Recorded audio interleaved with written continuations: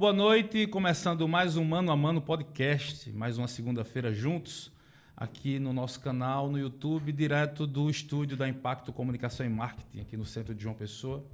Como sempre, você que quer ser nosso parceiro, entre em contato com a Impacto pelos canais que aparecem aí na sua tela. E aí a gente bate aquele papo e faz aquele diálogo construtivo, como tem sido com todos os nossos parceiros.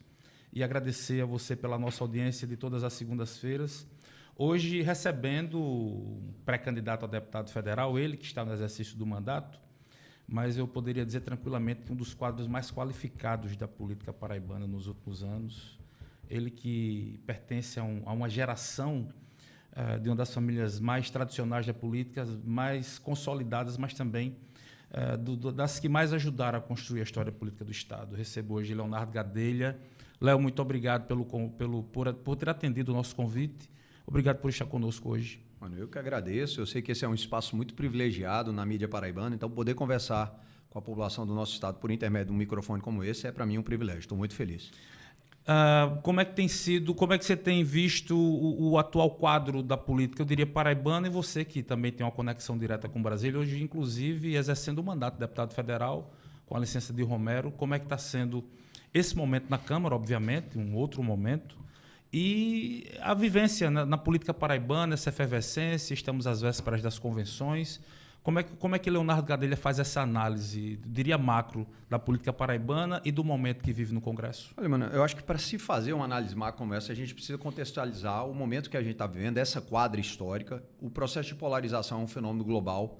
Isso traz impactos para a política em todos os recantos do planeta. E no Brasil isso não é diferente.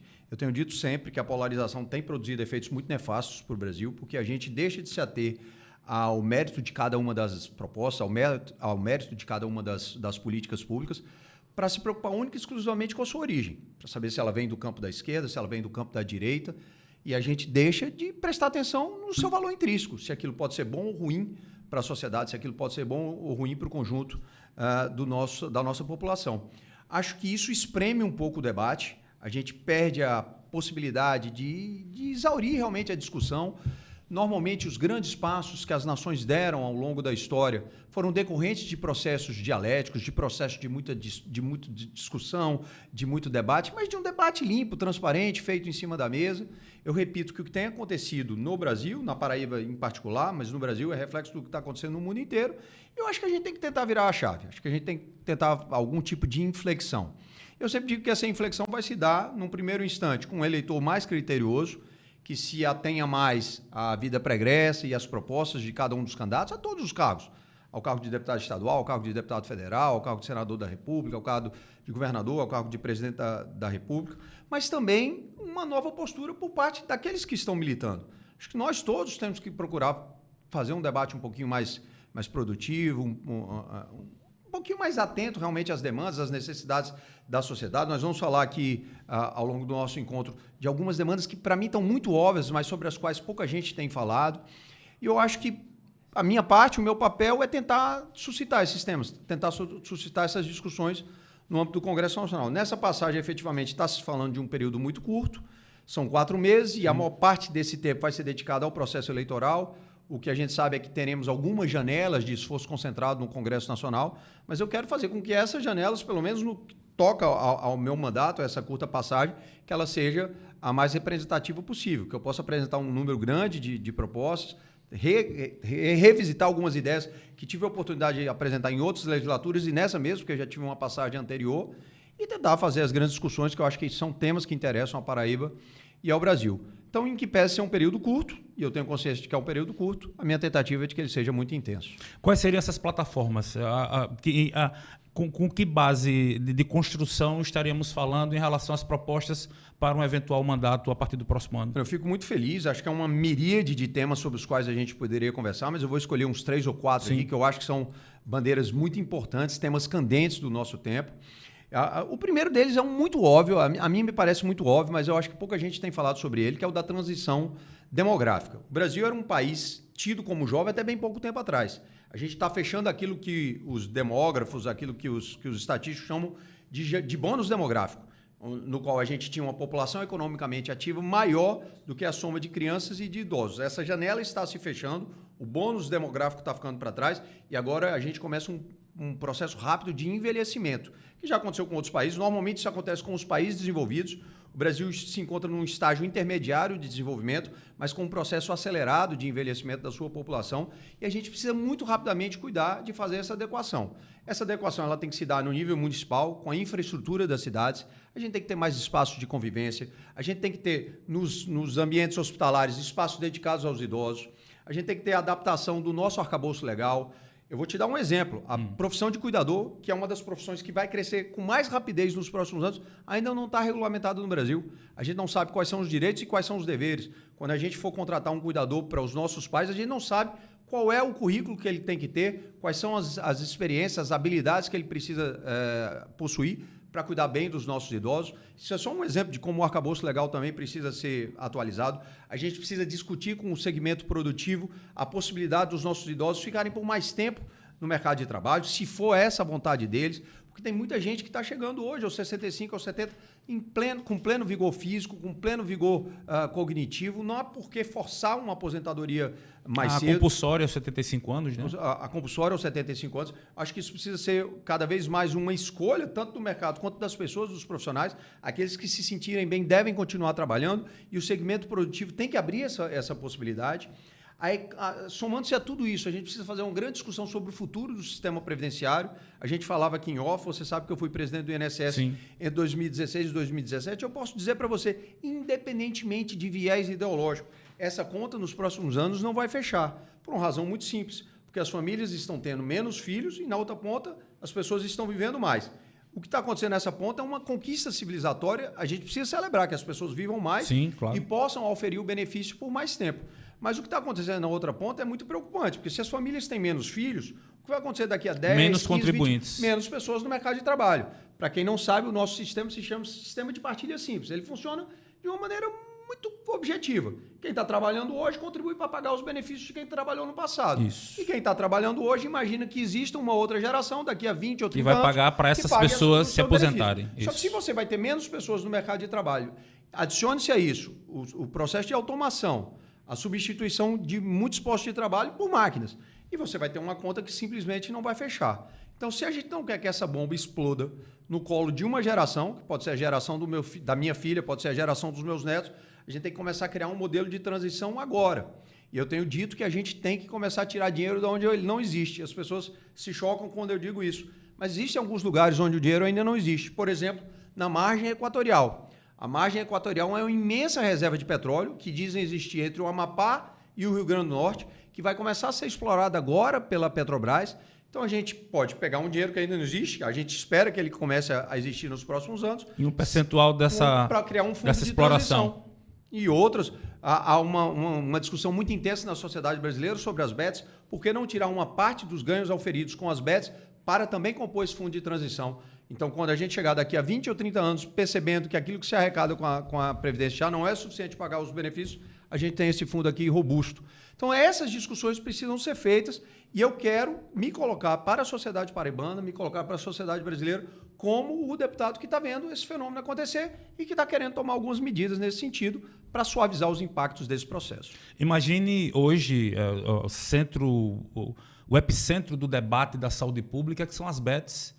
Num futuro proposto por um deputado paraibano, imagine esses mesmos personagens serem responsáveis por criar um fundo que vai cuidar, talvez até, de pessoas na sua terceira idade, enfim, nas futuras aposentadorias, inclusive de pessoas afetadas pelo próprio problema mental causado pelo vício das apostas. Perfeito, imagina. A gente sai do maniqueísmo. A roda se retroalimentando. A gente sai desse maniqueísmo simples, simplório, de dizer se é bom ou se é ruim ter bet, e a gente começa, ao invés de demonizar, tentar regulamentar. Não tenho a menor dúvida de que, da maneira como está disposto esse mercado de bets, ele é nocivo para a sociedade brasileira. A gente pode colocar freios, a gente pode colocar limites e a gente pode fazer com que esse ainda fazê-los contribuírem, gere ganhos para a sociedade. Então, acho que a gente pode estar pensando em fazer esse tipo de discussão. Por isso que eu falo, eu acho que o maniqueísmo, que é filho ou irmão siamês da polarização, ele faz muito mal também. Acho que a gente, ao invés de simplesmente se chocar, bater de frente,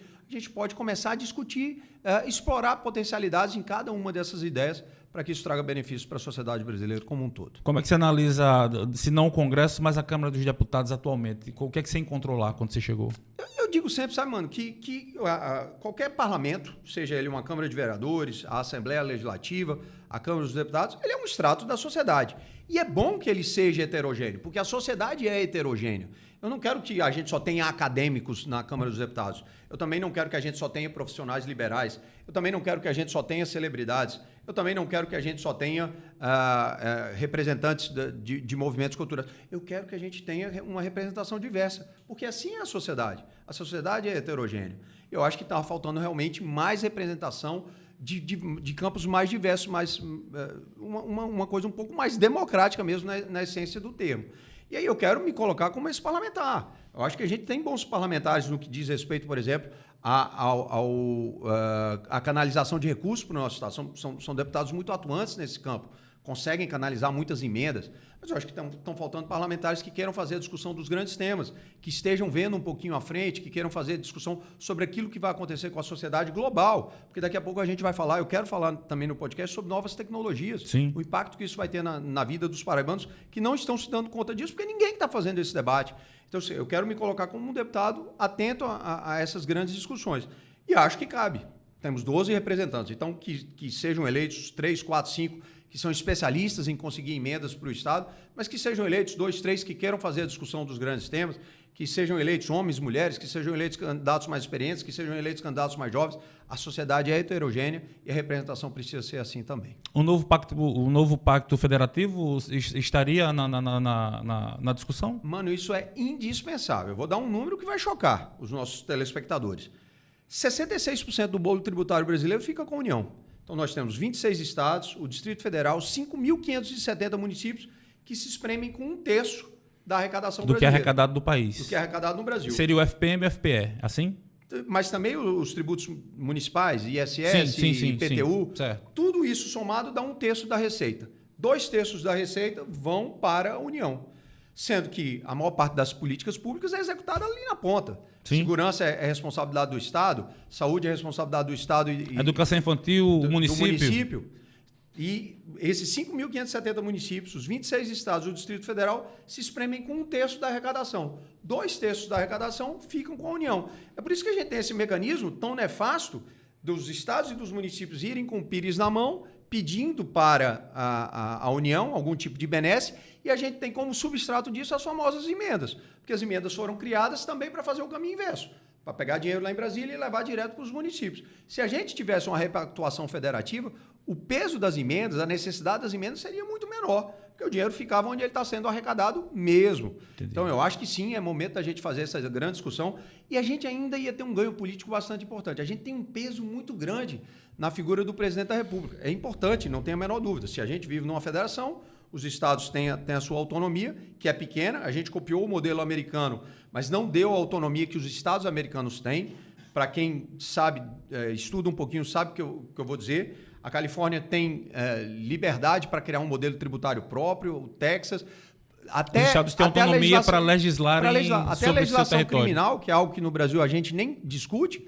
Nos Estados Unidos a gente tem modelos totalmente diferentes. É por isso que você vê que eu sou contra a pena de morte, só estou usando isso como exemplo. Em alguns estados americanos existe pena de morte e outros não existe. É porque a legislação criminal, a legislação penal, ela pode ser feita de estado para estado.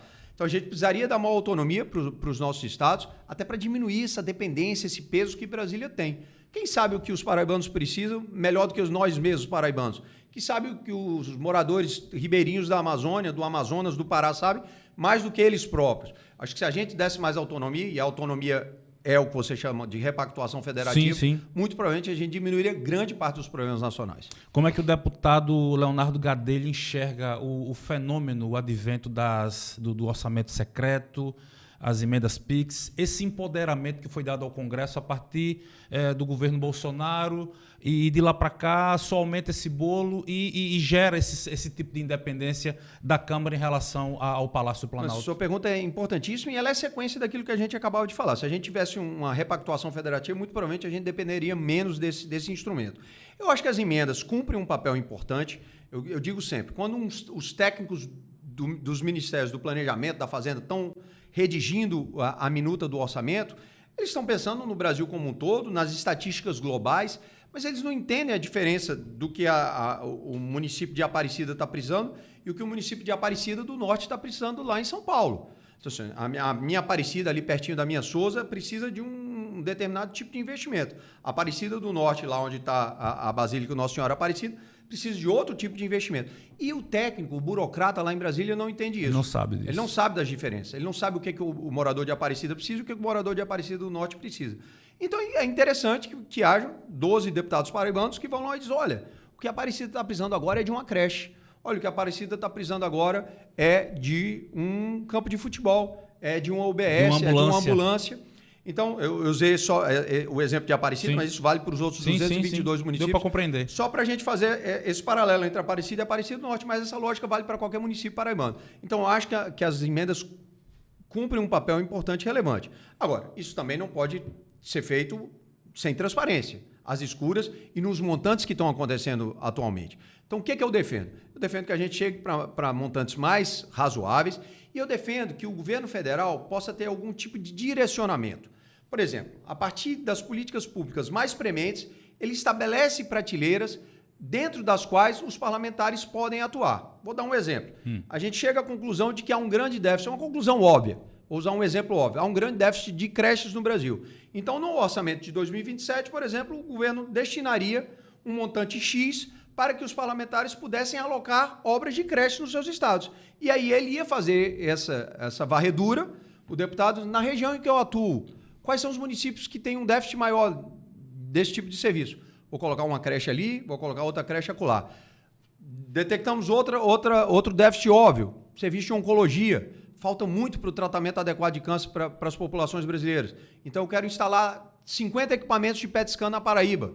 Vamos ver onde esses equipamentos podem ser alocados. Aí, quais são faz o levantamento. Faz o levantamento. Então, o governo federal não perderia a sua capacidade de formular políticas públicas, os deputados não perderiam a sua capacidade de suprir essas lacunas e a gente ia juntar essas duas pontas do processo. Cada um cumprindo com o seu papel, fazendo o investimento chegar no lugar certo. Chegar na ponta certa, sem que o governo federal perdesse a sua capacidade de ser o grande formulador e o grande executor das políticas públicas no Brasil. Acho que a gente pode avançar para isso no futuro, vou defender muito isso. Agora, além de tudo, eu tenho uma proposta minha, que eu estou chamando de emenda popular, e a emenda popular ela funciona nos moldes do que a gente tem aí do orçamento democrático. A minha ideia é voltar, ano após ano, às cidades em que fui votado, para discutir com a sociedade em plenárias quais são as prioridades para aquele ano. Então, para além de auscultar as autoridades, que é o que a maioria dos deputados faz, sim, conversa com o prefeito, conversa com os vereadores, claro que essa conversa é importante, eles são representantes e eu respeito muito a democracia, mas eu vou conversar diretamente com a população, fazer plenárias e perguntar, aqui nesse ano, qual é a demanda? O que é mais premente para esse município exatamente nesse exercício? Se a gente tiver esse modelo que eu defendo agora há pouco, talvez isso nem seja necessário. Mas enquanto nós não o tenhamos, eu vou fazer o orçamento popular. Eu vou conversar com a população por intermédio de plenários para ano após ano fazer a alocação das emendas que me tocarem de acordo com a orientação da população.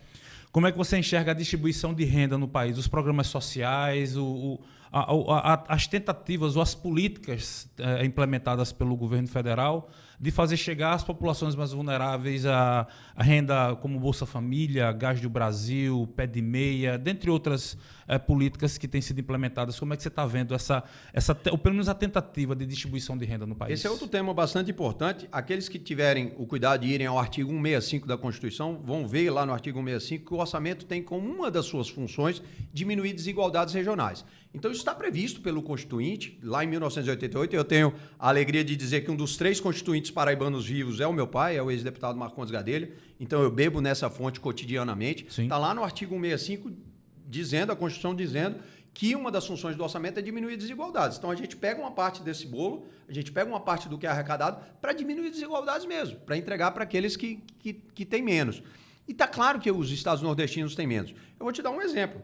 A renda média da Paraíba é 1/3 menor do que a renda média do Brasil. O suor do paraibano é menos valioso do que o suor do paulista, é menos valioso do que o suor do mineiro, do catarinense. Muito pelo contrário, eu digo até que eu acho que os paraibanos trabalham até mais, muito acostumados a acordar cedo, dormir tarde, labutar dia após dia. Talvez, tem muita gente do nosso estado que a escala é 7/0, trabalha de domingo a domingo. Então, a gente precisa diminuir essa desigualdade. Por que, que a renda média em outros estados é muito superior à renda média do Nordeste, em particular da Paraíba? A gente diminui isso de duas maneiras. Utilizando esses instrumentos, os instrumentos de distribuição de renda, como as bolsas, como o pé de meia, como os programas de inserção no ensino superior, mas a gente também diminui de outra maneira, fazendo com que existam investimentos. A gente está cansado de ver, aliás, cansado talvez nem seja o termo mais adequado, a gente está muito feliz de ver que existem paraibanos extremamente bem-sucedidos fora do nosso território. Eles precisam sair daqui. Aí o que tem de paraibano bem-sucedido no campo das artes, no campo dos esportes, no campo do empreendedorismo, na política, no direito, paraibanos que brilham muito, mas fora do nosso território. Então está comprovado que o paraibano é extremamente competente, é extremamente trabalhador. A gente precisa dar as oportunidades para que esse brilho aconteça aqui dentro do nosso próprio território. Então a gente também tem que atrair investimentos.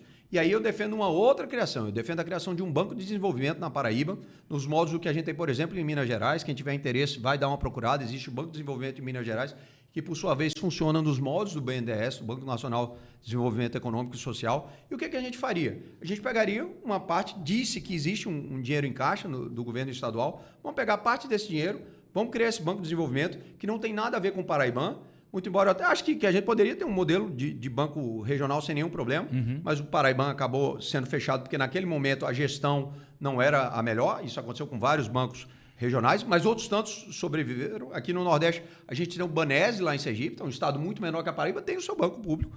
O Banese continua funcionando.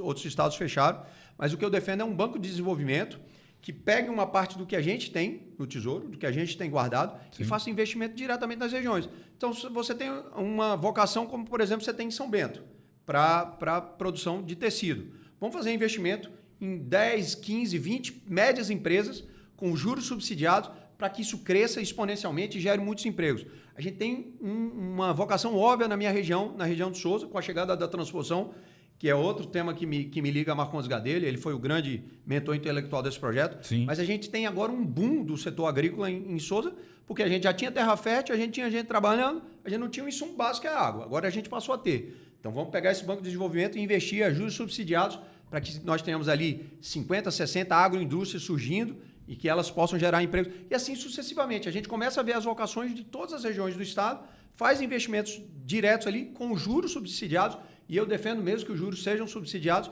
para que a gente descomprima esse processo de desenvolvimento que hoje está muito relacionado a João Pessoa e a Campina Grande, faça com que ele esteja espalhado aí, seja fragmentado em todas as regiões do estado, e a gente vai ter esses 4 milhões de paraibanos com a renda que eles merecem ter. Então, para responder mais objetivamente a sua pergunta, sou defensor dos mecanismos de distribuição de renda, acho que eles fazem muito bem para o Nordeste, eles estão em consonância com aquilo que a Constituição determina, mas acho que a gente tem um segundo caminho a cumprir, que é o de fazer com que o investimento seja feito diretamente nas outras regiões do estado, e aí, quem sabe, o grande condutor desse processo seja o próprio governo, criando um banco de desenvolvimento regional. Isso conecta com o tema que você suscitou umas falas atrás, em relação às novas tecnologias, de que forma elas podem impactar no nosso estado? Mano, isso é fundamental. Eu falo que alguns temas são definidores do nosso tempo e as novas tecnologias indiscutivelmente são. O que está acontecendo no mundo inteiro hoje? Inteligência artificial em particular, mas várias outras tecnologias como computação quântica, automação, elas estão quase que integralmente capitaneadas por 2 países, pela China e pelos Estados Unidos. E os outros países estão acompanhando esse processo, mas estão começando a fazer a sua regulamentação, dizendo o que cabe e o que não cabe, quais são os limites. Porque se a gente focar o datar em tudo, se a gente esperar que cheguem as decisões da China e dos Estados Unidos, a nossa população vai ser tomada de surpresa. Porque eu lhe digo que o que está para acontecer, se nada for feito, é uma varredura completa no mercado de trabalho. Existe uma quantidade imensa de ocupações que podem ser varridas pela inteligência artificial. E elas vêm fortes. Elas vêm muito fortes, podem ser varridas pela automação.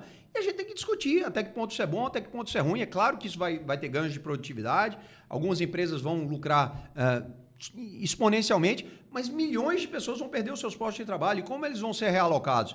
Existe um certo canto da sereia que diz que em toda grande onda de tecnologia, alguns empregos foram perdidos e outros tantos foram criados, mas agora é muito diferente, tanto por conta da velocidade quanto por conta do alcance dessas tecnologias. Então a gente precisa parar, a gente precisa fazer essa discussão.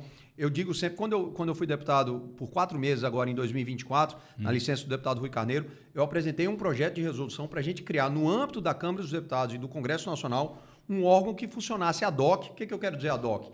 Diante da chegada de cada desafio desse, de cada tecnologia, a gente chamava gente da academia, a gente chamava gente do mercado, a gente chamava gente do setor produtivo para discutir quais eram os impactos, quais eram os limites daquilo. Porque tem, obviamente, tecnologias que vão trazer impactos muito positivos, mas outros trazem também consigo esses perigos.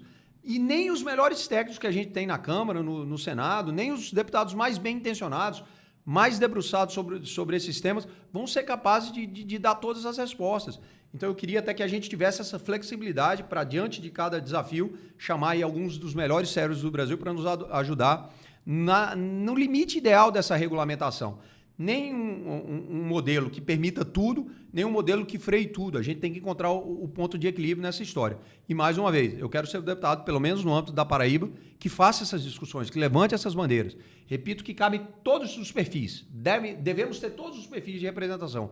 Mas acho que é necessário que a gente tenha pelo menos um deputado atento a essa temática. Na discussão da escala 5x2, o fim da escala 6x1, em que ponto do debate está o deputado Leonardo Gadelha? O que é que você defende nessa tese? Mano, mais uma vez, eu acho que aqui está faltando debate, está faltando interlocução entre todos os segmentos. Obviamente, eu sou favorável à redução, acho que trabalhar é fundamental, trabalhar é parte do processo existencial. Eu tenho a minha profissão, sou servidor público, tenho o meu sonho de ser um representante da Paraíba em Brasília. Você é um grande comunicador. Todos que estão nos assistindo têm as suas atribuições, as suas funções, os seus sonhos profissionais, porque isso também é parte do projeto existencial. Então, a gente não trabalha só para botar o pão na mesa dos nossos filhos, a gente também trabalha como um projeto de existência. Mas o projeto de existência, ele se complementa também com o lazer, com seus amigos, ele se complementa com o tempo de qualidade com a sua família. Então, a gente precisa de tudo isso. E eu não tenho dúvida que, do ponto de vista econômico, a redução da escala também gera impactos no médio e no longo prazo positivos. Sim. Porque você acaba distribuindo mais esse bolo, essa arrecadação. A gente falava, por exemplo, há pouco, que o paraibano ganha 1/3 a menos em média do que o brasileiro. Quando a gente coloca mais gente, essas discrepâncias diminuem. Mas eu sei que alguns segmentos vão ser mais afetados que outros. Então, por que a gente não faz um debate aberto e franco e propõe, por exemplo, que esses segmentos que vão ser mais afetados, que eles tenham algum tipo de compensação fiscal, que a gente possa diminuir a carga tributária deles por algum tempo, por 2, 3, 4, 5 anos, para que eles possam se adaptar, para que eles também não tenham dificuldades. Uma contrapartida. Uma contrapartida. Ninguém quer que nenhuma empresa quebre também. E a Não. gente sabe que alguns segmentos podem ser mais afetados do que outros. Verdade. Agora, se a gente não faz esse debate, a gente não chega a essas respostas. Então, eu acho que, conceitualmente, filosoficamente, é fundamental que a gente discuta o fim da escala 6x1, que a gente avance para a escala 5x2, mas também é fundamental que a gente tenha a clara evidência de que alguns segmentos vão ser mais afetados e que a gente pode dar essa contrapartida, que a gente pode compensá-los de outra forma, provavelmente com algum tipo de descompressão fiscal. Como é, sob o ponto de vista filosófico, como você coloca, talvez até prático também, como é conviver e aspas para você, bebê da fonte Marcondes Gadelha, idealizador da transposição, deputado constituinte, uma das figuras mais relevantes da política paraibana nas últimas décadas. Como é que é essa relação? Pai e filho, obviamente, mas enquanto exemplo político para você seguir sua carreira. Mano, eu sei que vai soar piegas, mas eu realmente me arrepio, assim, porque Marcondes é a janela por onde eu sempre fitei o mundo. É alguém que teve a habilidade de sempre estar do lado certo da luta. Eu acho que no processo de redemocratização ele estava lá, lutando contra o arbítrio. Na hora da confecção da Constituição Cidadã ele estava lá. É um dos 3 paraibanos que seguem vivos, que subscreveram a Constituinte. Marcondes, Cássio e quem? E Raimundo Lira. Os 3 deputados vivos, os 3 parlamentares vivos da Paraíba hoje, que assinaram a Constituição. Depois, num determinado momento, cansado de ver o fenômeno da seca produzir a diáspora de paraibanos, de ver milhares de paraibanos indo à bancarrota, de não terem a subsistência mínima, começou a discutir um projeto que viabilizasse a agricultura. O paraibano, historicamente, foi muito vinculado ao setor primário. A gente sempre teve na agricultura e na pecuária. Principalmente o sertanejo. Principalmente os sertanejos. Só que eles não tinham um insumo básico. Tem muita vontade de trabalho, tem terras férteis, mas não tinham água. E ele começou a estudar. A Paraíba é o estado que tem o pior déficit hídrico do Brasil. O pior índice pluviométrico da nação está na Paraíba. Chove em média... Eu não sabia desse dado. Chove em média 700, 800 milímetros por ano. Tem regiões onde chove 300 milímetros. Eu estava em Boa Vista recentemente. Boa Vista ali na porta do Cariri. Chove 300 a 400 milímetros por ano. É muito pouca água. A gente sabia que tinha que trazer água de algum outro manancial. E esse manancial, o mais abundante, o mais próximo era o Rio São Francisco. Só que muita gente falava que era um projeto utópico, que era um delírio, que era Eu algo que lembro nunca disso saía na minha do papel. adolescência. Só que ele ali, no início dos anos 90, começou semana após semana, subindo a tribuna. Eu estou falando em sentido literal. Todas as semanas, Marcondes Gadelha fazia um discurso sobre transposição de águas do Rio São Francisco na tribuna da Câmara dos Deputados, e as pessoas continuavam tratando com algum desdém, porque achavam, algumas pessoas até tinham simpatia pela tese, mas achavam que aquilo nunca sairia do papel. Pelo tamanho da obra, né? Pela complexidade da obra, e eles, olha, ela tem que sair do papel porque ela é economicamente viável, socialmente redentora e ambientalmente segura. Então, se ela atende essas três premissas, ela tem que sair do papel. E, paulatinamente, foi ganhando corações de mente. Esse processo foi muito sofrido. Ele está escrevendo um livro, inclusive, sobre esse processo. Foi um processo muito... Hoje é uma realidade, né, Léo? Hoje é uma realidade. Pouca gente sabe, mas Campina Grande convivia com um sistema de rodízio de 5 dias por semana sem água, 2 dias com atendimento, porque Boqueirão estava já no limite. O açude de Boqueirão, né? Sim. Vivia no limite. E hoje a Campina Grande tem água todos os dias, 7 dias da semana. A minha região, a região do Alto Sertão, está vivendo esse boom econômico. Algumas das terras mais férteis do Nordeste estão ali em Sousa. A gente não podia explorá-las porque não tinha água. Isso é uma verdadeira... As várzeas de Sousa. As várzeas de Sousa, um projeto hoje vibrante, e ela só funciona porque tem água. Então, assim, eu tenho muito orgulho de falar que Marcondes me deu todos esses exemplos. Só que eu falei de alguns temas muito grandes, como redemocratização, Constituição, transposição de águas... Mas sabe o que mais me impressionou em Marcondes ao longo de toda a vida? É que ele dedicava a mesma paixão a esses grandes temas e a questões pequenas. Se alguém viesse com um problema localizado de um pequeno município, ele dedicava a mesma atenção. E eu acho que isso me ensinou uma lição. Eu digo sempre que resolver problemas é viciante. Você fica feliz quando resolve um problema de um parente seu. Você fica feliz quando resolve um problema de um amigo. O parlamentar, o detentor de mandato, ele tem a condição de resolver problemas no atacado. Problema de uma rua, de um bairro, de uma cidade, de um estado. Uma ação promove uma coletividade. Promove um bem para a coletividade. Isso. E aí eu aprendi isso com o Marcondes, dedicar o mesmo carinho às grandes causas e às pequenas demandas. Claro que as grandes causas vão te exigir mais energia, mas as pequenas demandas podem te exigir o mesmo carinho e a mesma atenção. E acho que isso fez dele um político completo. Claro que eu sou suspeito, sou cabotino ao falar de Marcondes, mas eu acho que Marcondes foi um político completo. Não é à toa, pouca gente sabe que depois do Estado Novo, quer dizer, de 45 para cá, ele é o paraibano que mais tempo teve de Congresso Nacional. Foram 33 anos de Congresso Nacional. Não sabia disso também. E eu acho que isso é consequência muito dessa forma como ele sempre encarou a política e da forma como ele se dedicou à vida pública. O que é que anda fazendo hoje o senador? Escrevendo, continua gostando muito de política, me dá muitos conselhos, me pergunta sempre como está o processo, mas se dedica hoje a escrever. Está escrevendo um livro sobre a transposição, escreveu um livro sobre, pouca gente sabe que ele ia ser candidato a vice-presidente da República com o Silvio Santos. Escreveu um livro que é considerado um sucesso editorial no Brasil. Infelizmente, nós somos um país que ainda lê pouco. Ele está na 3ª edição, cada edição são 5 mil exemplares, então já são 15 mil exemplares vendidos no Brasil. É considerado um sucesso editorial no Brasil, apesar de ser um número tímido para um país de 210 milhões de pessoas. Mas escreveu esse livro, que é muito bem referenciado, e agora está escrevendo outro sobre a transposição. A gente espera que em breve ele vá para o prelo. Você já exerceu o cargo de deputado estadual, então já experimentou uma legislatura estadual. E aí busca alçar voos à Câmara dos Deputados. Na atual legislatura, você é mais votado do que 2 deputados federais eleitos. O que é que faz Léo Gadelha persistir no sonho, ser tão resiliente? E por que permanecer no Podemos, sabendo que, obviamente, que o quadro agora, uma outra nominata, né? Sara Cabral, entre outras figuras, adentraram o partido. Mas aí temos um Rui Carneiro e um Romero de mandatos titulares. Você, como suplente hoje, exercendo o mandato na licença de Romero, né? Nesse acidente que ele sofreu recentemente, na vaquejada.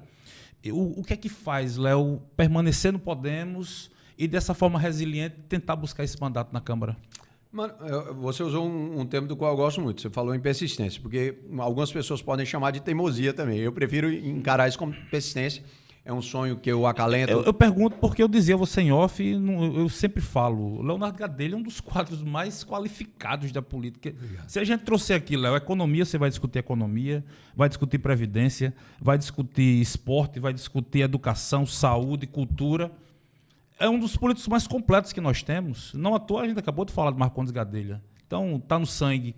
E eu não compreendo como é que o eleitorado paraibano não leva uma figura como Leonardo Gadelha, óbvio, mais votado do que 2 deputados de mandatos, com todo respeito aos parlamentares, mas já era hora da gente ver Leonardo Gadelha com um mandato titular na Câmara. Olha, eu quero muito, eu quero reiterar isso, que eu me vejo como persistente, é um sonho que eu acalento desde a mais tenra idade. Algumas das primeiras lembranças que eu tenho na retina são de comícios de Marcondes Gadelha, de comícios de outras pessoas próximas.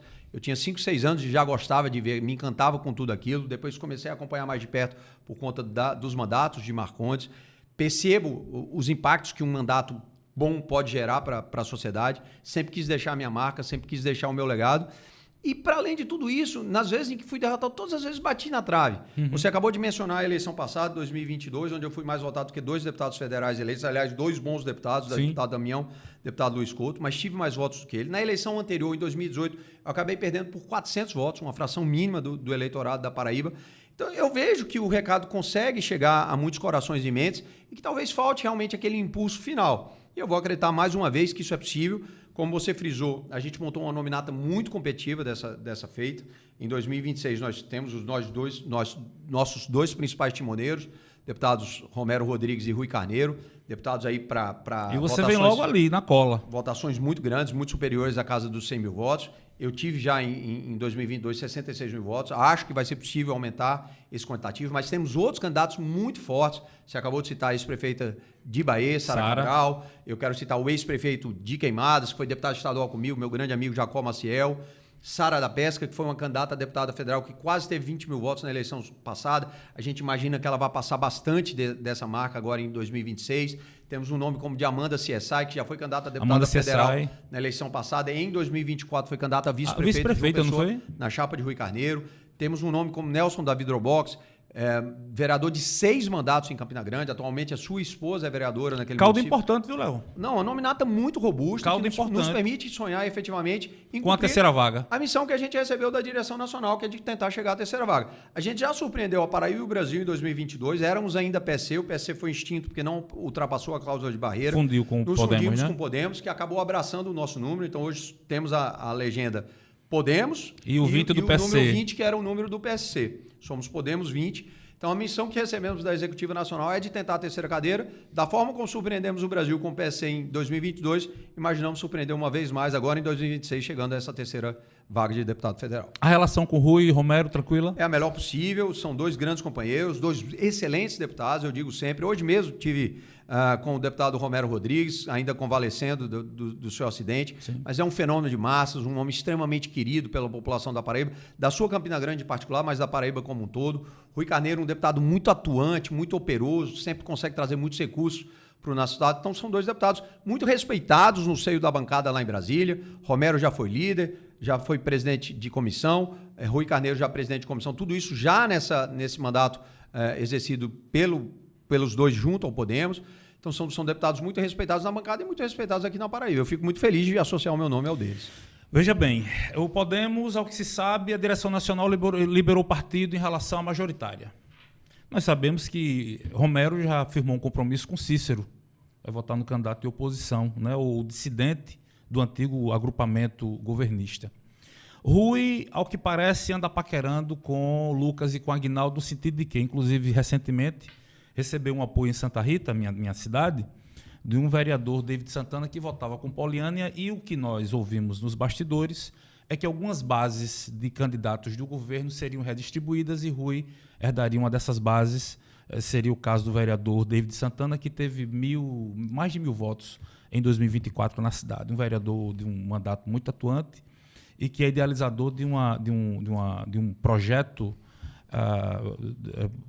filantrópico em Santa Rita que atende quase 1.000 famílias. Um negócio lá é grande. Então, Rui esteve recentemente na festa junina do projeto Inclusão Popular ao lado do vereador David Santana e recebeu esse apoio, que seria anteriormente de Poliana. Leonardo Gadelha, como é que se posiciona? Romero, de um lado, vota em Cícero, Rui praticamente fechado com Lucas. Como é que o Léo vai nessas eleições para a majoritária? Inicialmente eu vou responder do ponto de vista institucional, do ponto de vista do partido, porque para além de pré-candidato eu também sou membro da executiva, tanto da executiva nacional quanto da executiva estadual. E nós tivemos esse cuidado, eu atuei ao longo desse processo meio como um algodão entre cristais. A gente tinha a necessidade de montar uma nominata robusta e mais do que montar uma nominata robusta, montar uma nominata com amigos, porque o que a gente quer fazer é um partido forte, que continue crescendo, que esteja junto em 2028, que esteja junto em 2030, que possa almejar voos maiores. Então, para que isso acontecesse, a gente precisava realmente, nesse primeiro momento, exercitar essa neutralidade. Então, nós temos realmente alguns pré-candidatos que já declararam apoio ao ex-prefeito Cícero Lucena. Nós temos um pré-candidato, o ex-vereador de Campina Grande, Nelson Davi Droboski, que já declarou o apoio ao senador Efraim Moraes. E temos um conjunto de candidatos, Rui Carneiro, Sara Cabral, Silvia da Pesca, que mais tem alinhados a uma propensão a votar em Lucas. Eu mesmo tenho uma propensão, há uma inclinação para que eu faça isso, mas eu tomei uma decisão muito nítida de não me posicionar antes da definição do partido. Certo. Nós teremos no dia 24 a nossa convenção para formalizar a nossa nominata de deputado posicionamento federal. do partido enquanto legenda. Enquanto legenda, que será necessariamente um posicionamento que respeitará as vozes dissonantes, as vozes divergentes. Isso está estabelecido como premissa desde o início de todas as tratativas. Mas sim, nós oficializaremos. Há realmente uma inclinação da minha parte, aí agora eu respondo pelo meu CPF, é uma inclinação da minha parte em votar com o Lucas Ribeiro, em função da relação entre as duas famílias, que é uma relação antiga. Meu tio Dalton, lá em Campina Grande, já foi candidato a vice-prefeito de Campina, na chapa encabeçada por Enivaldo, pelo avô do atual governador Lucas Ribeiro. Eles têm uma amizade muito próxima. Eu mesmo tive a oportunidade, quando Aguinaldo se tornou ministro, de ser, eu era também primeiro suplente naquela época, de exercer quase 3 anos de mandato em função disso. Construímos ali uma boa relação, uma relação de alguma proximidade. Então, há essa inclinação. Mas eu realmente só vou oficializar isso depois da realização da nossa convenção, por respeito a todos os companheiros de Tranquilo. Ô Léo, como é diante disso, e aí, como agente político mesmo, como alguém que pensa a Paraíba, que tem buscado, inclusive, representá-la, como é que você avalia esses 2 meses, 3 meses de gestão de Lucas à frente do Estado? Se esperava de Lucas... Lucas herda um governo extremamente operoso, como foi o de João Azevedo, e se esperava que Lucas mantivesse o ritmo. Como é que você enxerga esse momento que o Lucas passa à frente da gestão? O Lucas consegue suprir as expectativas? Mano, eu acho que obviamente é muito cedo ainda para a gente fazer uma análise mais completa, são menos de 100 dias, então a gente precisa dar tempo ao tempo. Mas o que eu vejo em Lucas? Eu vejo, antes de mais nada, uma pessoa muito bem intencionada. Eu acho que isso é importante. Eu não acho que ninguém que exerça mandato eletivo queira o mal do seu Estado, não consigo conceber isso. Mas há pessoas que dedicam a maior parte da sua energia a fazer o bem. Eu vejo o Lucas como alguém muito bem intencionado, que quer acertar, que quer deixar uma marca aqui na Paraíba. Vejo que ele deu sequência, não quis inventar a roda, então boa parte do secretariado é o mesmo. Se o governo vinha tendo... Manteve o ritmo, né? Manteve o ritmo, isso é importante. Mas eu imagino também que ele queira imprimir a sua marca e paulatinamente vai colocar ideias novas, propostas novas.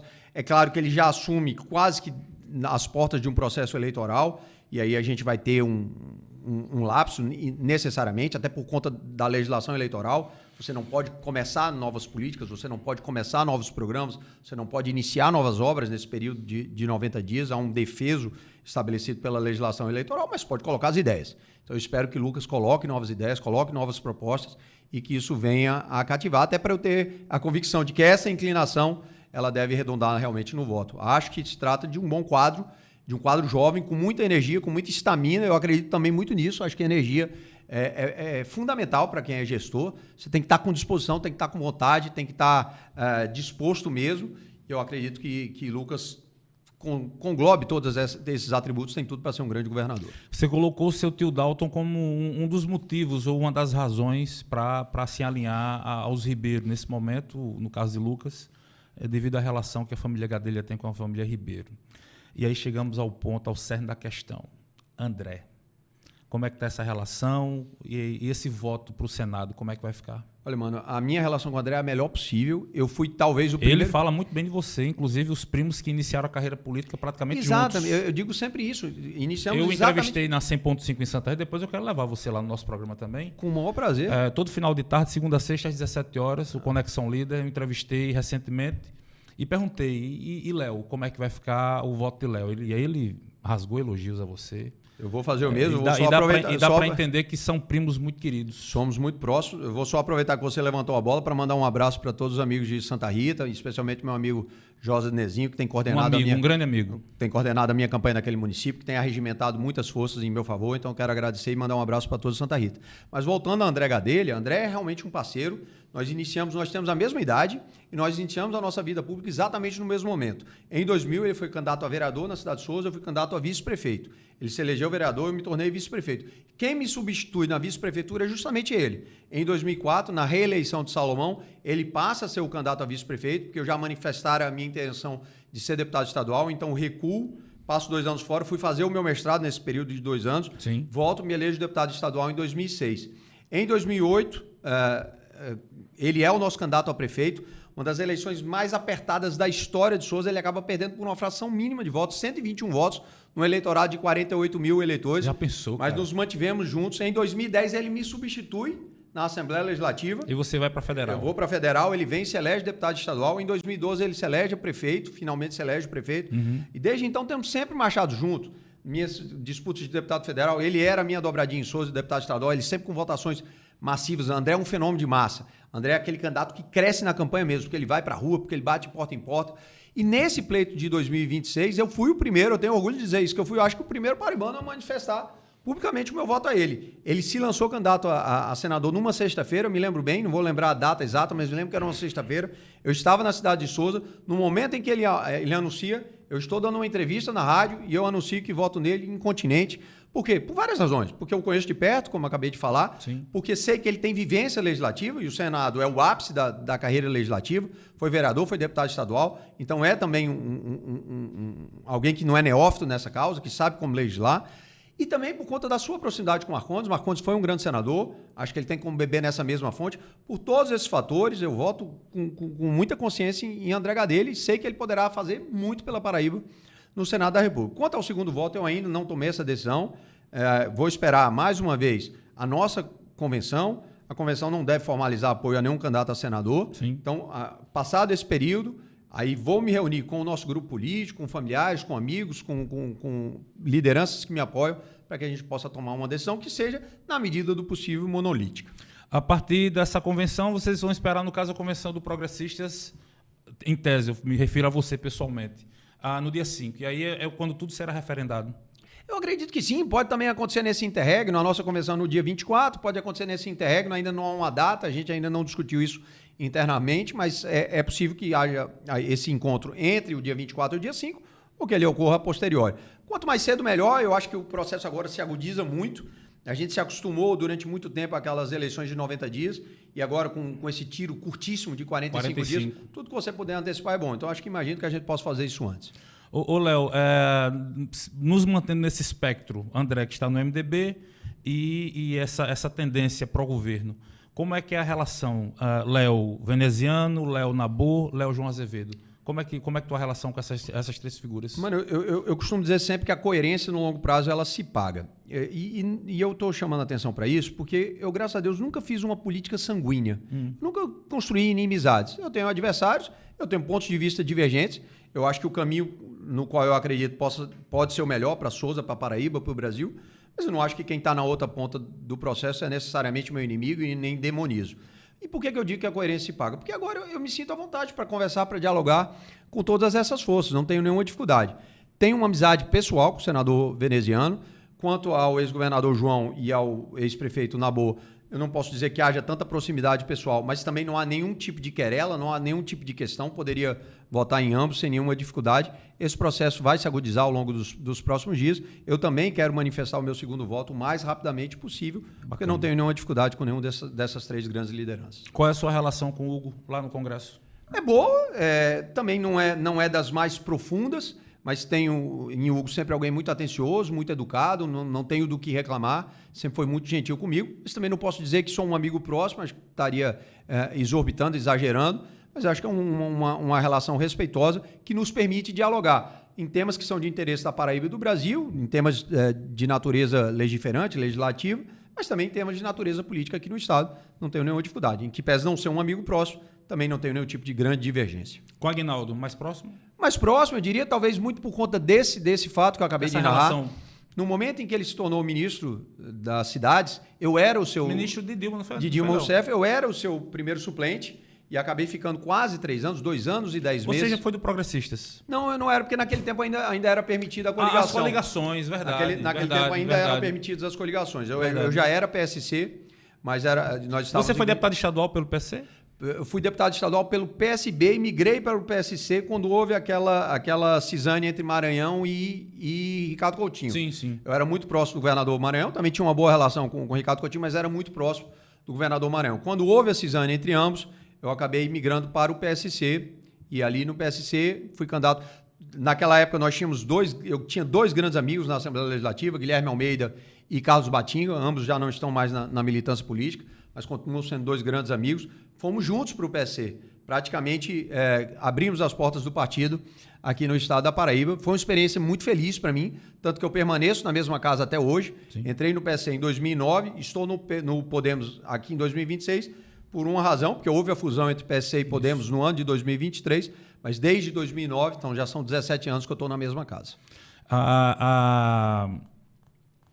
O que é que a gente poderia deixar como uma grande mensagem para o povo paraibano, no sentido de que Léo Gadelha volta, né, a buscar essa vaga entre os 12 deputados, com grande chance, depois dos quadros que você apresentou no PSC, no Podemos, assim, a chance dessa cauda fazer essa terceira vaga é importantíssima. O que é que a gente poderia deixar de mensagem para essas pessoas num eventual mandato de Léo efetivo? O que é que pode se esperar de Léo Gadelha no Congresso? Mano, quem ouve mais, erra menos. Eu uso essa frase como um mantra e eu acho que ela sintetiza a forma como eu gostaria de atuar na Câmara dos Deputados. Eu acho que a gente recebe uma procuração. Todo parlamentar, seja ele municipal, estadual ou federal, recebe uma procuração dos seus eleitores. Se ele recebe uma procuração, ele precisa estar permanentemente escutando quem outorgou essa procuração. Então, a minha proposta é de, ao longo dos 4 anos, se for da vontade de Deus, se for da vontade do povo da Paraíba, que eu seja deputado federal, que todos os meses eu possa estar em algum dos recantos da Paraíba, conversando, dialogando, realizando plenárias, para que eu auscute a população, para que ela diga como eu devo me portar diante dos grandes temas nacionais, também diante da alocação dos recursos, a gente já falou sobre isso, o instrumento da emenda popular que eu quero criar.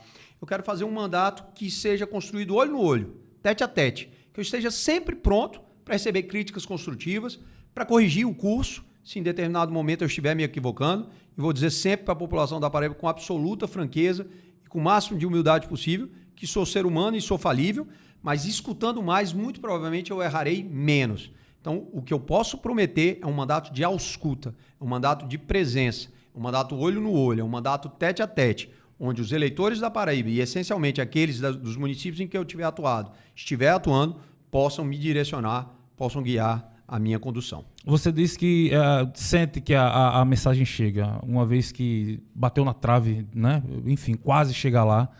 E assim a gente espera que de repente possamos, todos nós paraibanos, sermos representados por Léo Gadelha. Como é que você sente o diálogo com os públicos com quem você tem debatido a Paraíba, pelo menos nesse atual processo? Como é que você sente o estado de consciência das pessoas? Mano, eu acho que o contato é sempre muito bom, é sempre muito profícuo. O que eu percebo é que há um grau de alheamento da população em relação ao processo. Talvez por conta da polarização haja uma atenção muito grande dada a eleição presidencial e uma atenção um pouquinho menor. Quem tem isso? A presidencial ainda sobrepõe o restante das discussões. Ocupa, né, o imaginário popular e há pouca atenção, pelo menos nesse instante, em relação aos demais cargos. Mas eu acho que esse processo, paulatinamente, ele vai ganhando força, ele vai ganhando tração.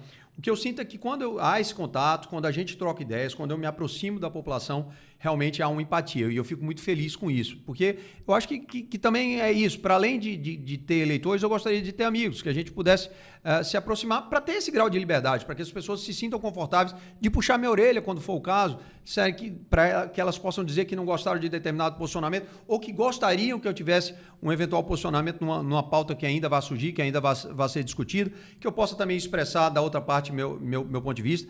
Você usou essa expressão no início do nosso encontro. Esse processo de retroalimentação é muito rico.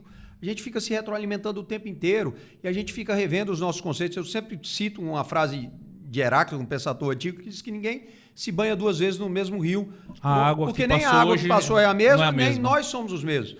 E essa metáfora vale para a vida. O mundo está mudando constantemente, nós estamos mudando constantemente. Então é importante que a gente tenha esse movimento de ausculta permanente também. Porque está tudo mudando muito rapidamente. Especialmente, a gente falava das novas tecnologias, especialmente nessa quadra histórica em que nós estamos. Então, a expectativa que eu tenho é essa, assim, que tanto agora no processo eleitoral, quanto eventualmente um mandato que me seja concedido por Deus e pelos paraibanos, que eu possa estar muito presente. Mas alguém com quem o público se identifique no nível de acesso à pessoa e alguém que os considere iguais, isso é importantíssimo para o processo, viu, Léo?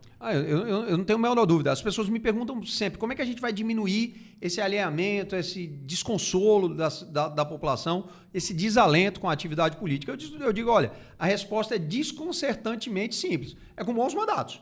Se a gente tiver bons mandatos, vários bons deputados federais, vários bons deputados estaduais, vários bons prefeitos, vários bons governadores, excelentes presidentes da República, aí a gente reaproxima a sociedade da atividade política. Então, eu preciso fazer a minha parte. Se me for dada essa chance, eu preciso fazer o melhor mandato possível. É a minha contribuição para esse processo, que é um processo de construção cívica global, cabe a todos os 210 milhões de brasileiros, aos 140 milhões de eleitores em particular e aos nossos representantes em cada uma das casas legislativas. Algum tema que você gostaria de ter discutido que a gente deixou de falar aqui hoje? Não, eu só queria falar muito rapidamente, a gente tocou passando na questão da água, da transposição. Fique à vontade. E eu só quero dizer que esse ainda não é um projeto finalizado. A gente está vendo agora o ramal Apodi sendo concluído, ele vai levar águas lá de São José de Piranhas para aquele arco que passa por trás de Cajazeiras, beneficiando os municípios de Bom Jesus, de Santa Helena, de Triunfo, vai levar as águas até Mossoró, no Rio Grande do Norte. Mas a gente tem que pensar rapidamente na consecução do ramal Piancó. A região do Vale do Piancó ainda é uma região que sofre muito com a falta de água. E vai prever, tem a previsão de passar por lá? A previsão, e é tecnicamente relativamente simples fazer o ramal Piancó, mas também a gente tem que pensar na chegada das águas nas torneiras. Um terço da população da Paraíba ainda não tem água tratada nas suas torneiras. Então, de 4 milhões de paraibanos, 1 milhão ainda não conta com água tratada. Então, a água do canal ela vai alimentar os reservatórios. É assim? Aí os reservatórios, a Cagepa e as concessionárias... Perfeita a sua análise. Aliás, a transposição, Marcondes sempre fazia essa correção. A transposição, o que a gente está falando é de segurança hídrica. Mais do que falar da água, a gente está falando de segurança hídrica. É a certeza de que, no momento de uma seca aguda, de uma seca inclemente, a gente vai ter ali a água garantida para dessedentação humana, para dessedentação animal, para as pequenas produções agrícolas. Então, a gente traz segurança hídrica. Agora, depois de chegar no reservatório, ela precisa ser levada até cada torneira. E aí é competência das concessionárias. Vamos trabalhar também para que isso aconteça, para que os 4 milhões de paraibanos tenham água tratada. E água tratada é dignidade, mas água tratada também é investimento.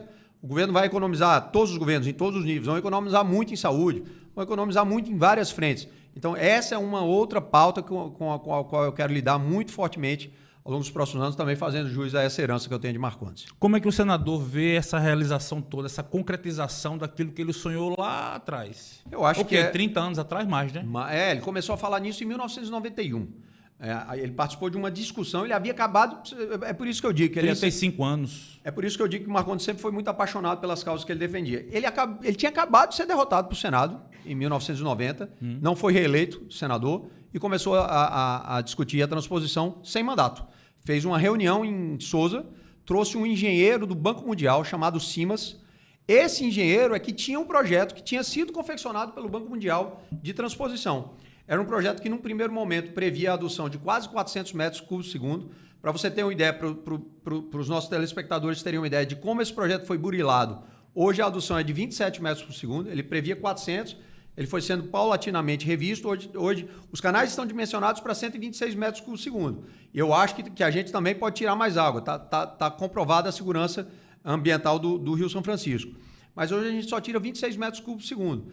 Mas isso começou em 1991, Marcondes falando isso, no momento, inclusive, que ele estava sem mandato. Então, acho que isso mostra um pouquinho da paixão que ele sempre dedicou a todos os temas. Se você me perguntar como é que ele vê essa carreira toda, eu acho que é muito parecido com aquilo que São Paulo falou, sabe? De ter cumprido a carreira, de ter guardado a fé. Eu acho que Marcondes foi isso. Foi alguém que cumpriu a carreira e guardou a fé nas convicções que ele tinha, e por isso que ele entregou e deixou um legado tão rico para Paraíba. E o legado... Gigantesco. Eu tenho muito orgulho. É somente a transposição do São Francisco, somente. Eu brinco, as pessoas falam, somente. Mas Marcondes executou? Não executou. Marcondes não era Ele executivo. É o idealizador. Marcondes nunca foi presidente, nunca foi ministro. Mas sem Marcondes, eu posso dizer, sem nenhum exagero, que sem Marcondes, o projeto não teria conquistado os corações e mente da maneira como conquistou, não teria avançado nas suas discussões dentro do Congresso Nacional e não teria chegado aos presidentes, porque todos os presidentes executaram alguma etapa da obra. Lula executou, Dilma executou, Temer executou, Bolsonaro executou, Lula está voltando a executar. Então, nenhum presidente se colocou contra a transposição, depois que se comprovou que ela era, como eu disse, socialmente redentora, economicamente viável e ambientalmente sustentável. Leonardo Gadelha, aqui com a gente no Mano a Mano Podcast. Isso é discussão aqui, meu amigo. O nível aqui eleva em 1000%. Léo, eu quero agradecer muito a vinda aqui hoje, cara. Eu que agradeço. Repito que essa é uma experiência muito rica, esse tipo de programa que se propõe a fazer essa discussão mais aprofundada. É tudo que a gente quer ver, porque, eu repito, está tudo muito superficial, está tudo muito raso. A gente precisa ser um pouco mais profundo, especialmente nos temas que interessam aos paraibanos e aos brasileiros. Já deixa o convite para a gente se encontrar na rádio em Santa Rita, viu? Vamos estar lá com certeza. Vamos todos os fechar amigos de Santa Rita. Com a assessoria para a gente bater esse papo lá na 100.5. Vamos juntos. Leonardo Gadelha, deputado federal pelo Podemos, está no exercício do mandato, mas ele também é pré-candidato a deputado federal nas eleições deste ano, que esteve conosco hoje no Mano a Mano Podcast em mais um episódio. E eu quero agradecer a cada um de vocês pela audiência. A gente volta na próxima segunda-feira com mais Mano a Mano Podcast aqui no YouTube. Até lá.